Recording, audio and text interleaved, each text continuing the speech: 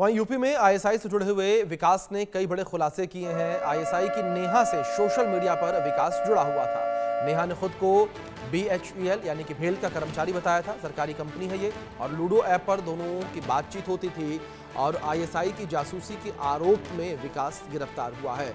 ये बड़ी खबर निकलकर सामने आ रही है। कानपुर ऑर्डिनेंस फैक्ट्री में विकास काम किया करता था और ऑर्डिनेंस फैक्ट्री की जो अहम जानकारियां हैं, सेंसिटिव जो जानकारियां हैं, उन जानकारियों को विकास जो है वो आईएसआई एजेंट नेहा के माध्यम से आगे पहुंचा रहा था। तो बड़ी खबर निकलकर सामने आई है।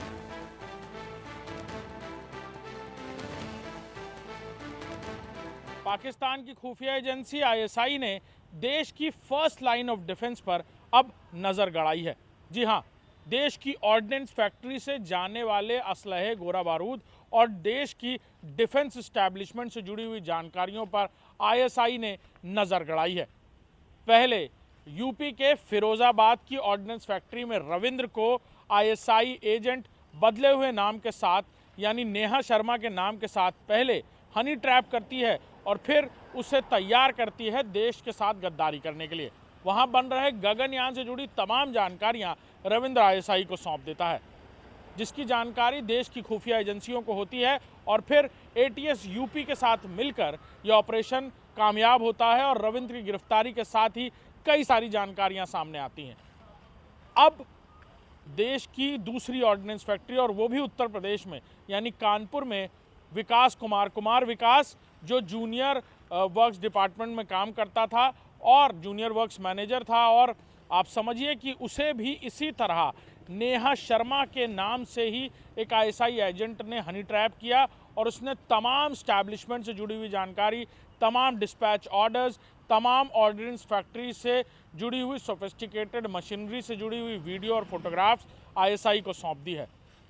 देश की एजेंसियों को शक है कि अब आईएसआई की नज़र देश के डिफेंस एस्टैब्लिशमेंट पर शुरू से ही रहती है, लेकिन उत्तर प्रदेश को कहीं ना कहीं एक बड़ा टारगेट मानकर आईएसआई चल रही है और जिसकी वजह साफ है कि आईएसआई ने यहाँ अपने स्लीपिंग मॉड्यूल के पैर जमाए हुए हैं और शायद यही वजह है कि बार बार उत्तर प्रदेश में इस तरह के लीकेज मिलते रहे हैं।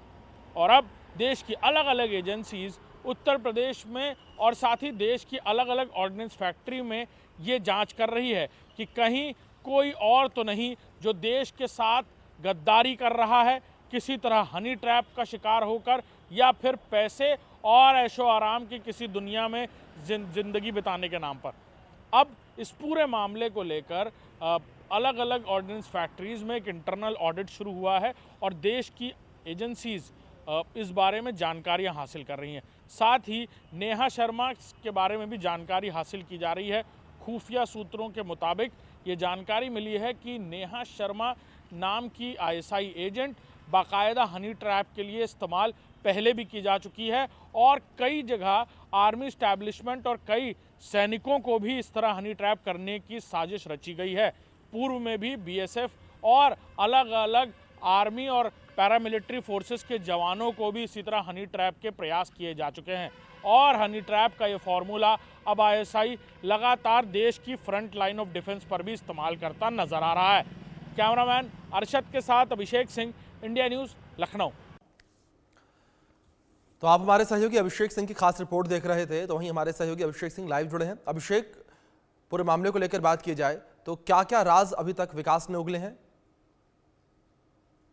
देखिए, विकास से शुरुआती पूछताछ में जो जानकारी मिल रही है कि विकास को भी नेहा शर्मा नाम की एक आईएसआई एजेंट ने पहले उससे दोस्ती करती है फेसबुक पर और फिर बातचीत आगे बढ़ती है तो वो उसे बताती है कि वो BHEL भारत हेवी इलेक्ट्रॉनिक्स में काम करती थी। इस जानकारी के साथ ही विकास की जब करीबियों से और बढ़ती है तो विकास के सामने खुलासा करती है कि वो आईएसआई के लिए काम करती है और अगर विकास भी साथ में काम करेगा आईएसआई के लिए तो उसे ऐशो आराम भरी जिंदगी और करोड़ों रुपए एवज में मिलेंगे।